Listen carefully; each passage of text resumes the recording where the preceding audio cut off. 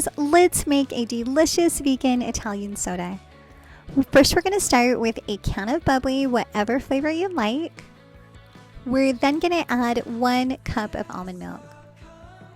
From here, we're going to add a packet of a naturally sweetened lemonade. You can do whatever flavor you like, but my favorites are raspberry and cherry.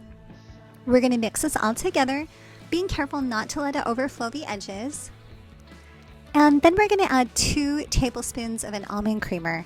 Honestly, guys, this is the best part. Then we're going to enjoy this delicious, healthy treat. This is 65 calories, super satiating, and a great alternative to soda. Let me know in the comments if you like it, and have a happy day.